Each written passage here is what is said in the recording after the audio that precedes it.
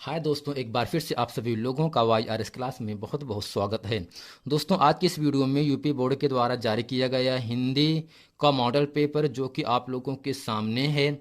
जैसे कि फ्रेंड, इसके पहले के वीडियो में मैंने आप लोगों को प्रश्न नंबर 11 तक इसके पहले के वीडियो में अच्छे तरीके से मैंने आप लोगों को पढ़ा दिया था।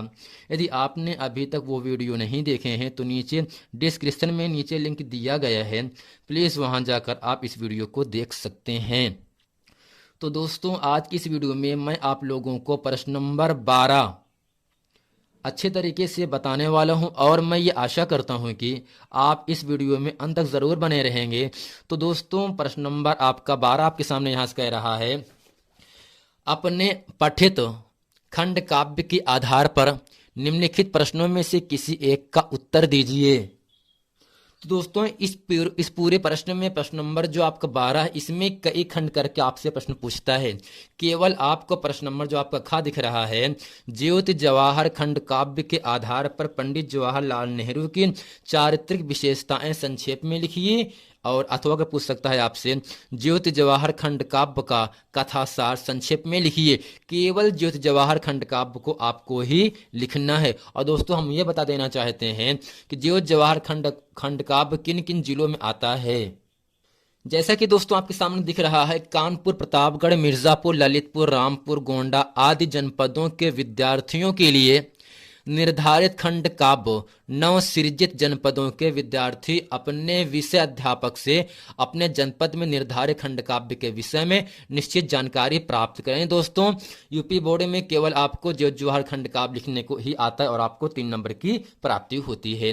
दोस्तों, इसमें क्या रहा था, ज्योति जवाहर खंड काव्य की कथा वस्तु यानी सारांश संक्षेप में लिखिए। यह आपसे पूछ सकता है, ज्योति जवाहर खंड काव्य के द्वितीय सर्ग का कथानक लिखिए। या पूछ सकता है, ज्योति जवाहर खंड काव्य के तृतीय सर्ग का सारांश संक्षेप में लिखिए। जैसा कि दोस्तों आपके सामने दिख रहा है, 2010 से लेकर 2019 तक ये प्रश्न पूछा गया है। लगभग हर वर्ष हर सेट में ये प्रश्न आपसे पूछा ही जाता है। तो दोस्तों, इस वीडियो को अंत तक आप जरूर बने रहेंगे और इसमें जितने भी हेडिंग महत्वपूर्ण हेडिंग हैं उनको आप इसे अच्छे तरीके से याद भी रखेंगे। अब दोस्तों, इसके उत्तर में हम हेडिंग करते हैं, यहां से हैं, लिखेंगे, श्री देवी प्रसाद शुक्ल राही द्वारा रचित ज्योति जवाहर नामक खंड काव्य की कथा वस्तु घटना प्रधान न होकर भाव प्रधान है। इस खंड काव्य में भारत के निर्माता युगावतार पंडित जवाहरलाल नेहरू का विराट लोकनायक का रूप चित्रित हुआ है। कवि ने संपूर्ण कथानक को एक ही सर्ग में रचा है। कथा वस्तु का सारांश इस प्रकार है। अब दोस्तों, इसमें आपको क्या करना है, इसको आपको अच्छे तरीके से रट लेना है और आपको 3 नंबर की प्राप्ति होगी। इसमें लिखेंगे, कथानक का प्रारंभ नायक में देवत्व और मनुजत्व के सम्मिश्रण से हुआ है। विधाता के जवाहरलाल नेहरू के अलौकिक व्यक्तित्व का निर्माण अपनी रचना का समस्त कौशल लगाकर किया है। विधाता ने इन्हें सूर्य से ज्योति, चंद्रमा से सुघड़ता, हिमालय से स्वाभिमान, सागर से मन की गहराई, वायु से गति और धरती से धैर्य लेकर दिव्य प्रकाश के रूप में रचा है। गुजरात प्रांत में जन्मे महात्मा गांधी के कर्मयोग सिद्धांत से प्रेरणा पाकर जीवन के संघर्ष की प्रेरणा लेते हैं। उन्हें गांधी जी का शुभाशीष सत्य, अहिंसा, दया, क्षमा, समानता, ममता आदि के रूप में उसी प्रकार प्राप्त हुआ है जैसे राम को वशिष्ठ का शुभाशीष प्राप्त हुआ था। तो दोस्तों, उम्मीद करते हैं आप लोगों को ये समझ में आ रहा होगा।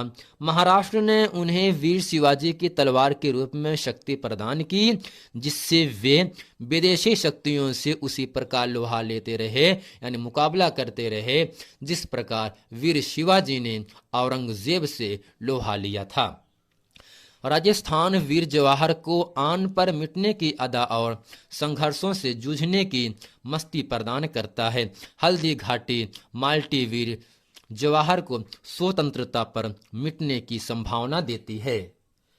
राजस्थान उन्हें भारत की संपूर्ण संस्कृति, ऐतिहासिक धरोहर के रूप में आबू के पवित्र कला, वीर छत्राड़ियों का जौहर, व्रत, पन्ना, धाय की स्वाभिभक्ति और त्याग तथा मीरा का प्रेम में दीवानापन सौंपता है। वह उनको राणा सांगा, कुंभा, जयमल और महाराणा प्रताप का शौर्य तथा त्याग प्रदान करता है। अब दोस्तों अगले यहाँ से हेडिंग करते हैं सतपुड़ा। सतपुड़ा में इन्होंने दक्षिण का समस्त वैभव सौंपते हुए उच्च स्वर में भारत की अखंडता बताता है। सतपुड़ा के संत अय्यर ने इन्होंने सत्याग्रह का महामंत्र प्राप्त किया है। कालिदास की भावुकता, कुमारिल की विलक्षण प्रतिभा, अंगारों की भाषा वाला फकीर मोहन तथा अकबर से लड़ने वाली चांद बीबी जैसी महान विभूतियों को सतपुड़ा अपने हृदय में धारण किए हुए है। इन विभूतियों की समस्त विशेषताओं को वह नेहरू जी को समर्पित कर देता है। बंगाल भी जवाहर पर अपना वैभव न्यौछावर करने में पीछे नहीं है। कवियों के गीतों की मधुरता, चैतन्य की वाणी, शाह जफर की गजलें, विवेकानंद का आत्मदर्शन जवाहर की वाणी में भरकर गुंजित हो रहा है। बंगाल दीनबंधु, एंड्रूज सुभाष, बंकिम चंद्र टैगोर एवं शरद चंद्र का गौरव वीर जवाहर को सौंपकर गौरव का अनुभव कर रहा है। असम अपने जंगलों, पर्वतों और नदियों की प्रकृति सुषमा एवं साहित्य और संस्कृति की उपलब्धियों को तन मन से वारता हुआ है। धन्य हो रहा है रामायण के अनुवादक माधव कंदली तथा मनसा नामक भक्त कवि के गीतों ने नेहरू जी के मन को शुद्धता प्रदान की है। अब दोस्तों अगले यहाँ से हेडिंग करते हैं बिहार। बिहार गौतम बुद्ध की तपोभूमि है। यह सत्य, दया, अहिंसा, क्षमा, त्याग आदि का नंदन वन है। महावीर स्वामी की विभूति वैशाली नेहरू जी को मानवीय गुणों के मोती अर्पित करती है। समुद्रगुप्त की यशोगाथा आज भी विद्यमान है। समुद्रगुप्त के पुत्र चंद्रगुप्त ने भी अपनी वीरता से भारत का मस्तक कभी झुकने नहीं दिया। कलिंग को जीतने के बाद अशोक वैराग्य भावना से ओतप्रोत हो गए। इस प्रदेश की ये सभी घटनाएं नेहरू जी के व्यक्तित्व पर विशेष प्रभाव डालती हैं। अब दोस्तों अगला यहाँ से आता है उत्तर प्रदेश, यानी जिस राज्य में आप रहते हैं। उत्तर प्रदेश अपनी कोख में वीर जवाहर को जन्म देकर धन्य है। मथुरा, वृंदावन और अयोध्या की गली गली में चर्चा है कि आज राम और कृष्ण के प्रयाग में जन्म लिया है। उत्तर प्रदेश तुलसी की राममयी वाणी, सारनाथ में बुद्ध के उपदेश, कबीर की आडंबरहीनता एवं सांप्रदायिक सौहार्द, सूर्य के गीतों का उपहार लिए इस महामानव का अभिनंदन करता है। दोस्तों अगला यहाँ से आता है पंजाब। पंजाब भी अपने गौरवमयी परंपरा को सौंपते हुए जननायक जवाहर के व्यक्तित्व की अभिवृद्धि में योग दे रहा है। सिकंदर को स्वाभिमान का पाठ पढ़ाने वाले राजा पोरस का पौरूस, सिंधु घाटी की सभ्यता, गुरु नानक की वाणी आदि सब कुछ पंजाब वीर जवाहर को सौंप देता है। कश्मीर का सौंदर्य नेहरू जी को आकर्षित करता है तथा उन पर फूलों की वर्षा करता है। दोस्तों अगला यहाँ से कुरुक्षेत्र नेहरू जी को अर्जुन की संज्ञा से विभूषित करता है तथा अर्जुन से गांडीव उठवाकर दुर्योधन जैसे अत्याचारी व्यक्तियों को समाप्त करने का आदेश देता है।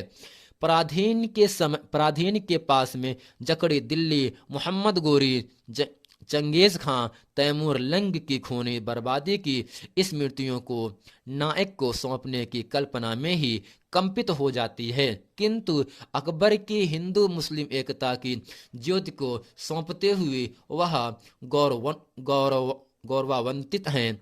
यमुना अपने संगम के राजा के अभिनंदन के लिए अपनी निधियों को न्यौछावर करने संगम तक गई है। कवि नायक के व्यक्तित्व के संपूर्ण राष्ट्र की चेतना की झलक देखते हुए कहता है, जब लगा देखने मानचित्र, भारत न मिला तुमको पाया। जब तुझको देखा नैनों में, भारत का चित्र उभर आया। निष्कर्ष रूप से कहा जा सकता है कि कवि श्री देवी प्रसाद राही जी ने ज्योति जवाहर के कथानक के प्रतीकों के माध्यम से लाक्षणिक परिवेश में चित्रित करके कथानक के आदि मध्य और अंत को एकात्मकता के सूत्र में पिरोकरण बांध करके घटना प्रधान कथानकों की घिसी पिटी परिपाटी से हटकर खंड काव्य के कलेवर को मौलिक स्वरूप प्रदान किया है। दोस्तों, ये था पंडित जी जवाहर खंड काव्य कथा वस्तु संक्षेप में, और इसके साथ साथ कह रहा था द्वितीयक सर्ग और तृतीयक सर्ग का सारांश। इसमें दोस्तों मैंने आप लोगों को संक्षेप में अच्छे तरीके से समझा दिया, पढ़ा दिया। दोस्तों उम्मीद करते हैं ये पूरा वीडियो आप लोगों को बहुत अच्छे तरीके समझ में आ गया होगा।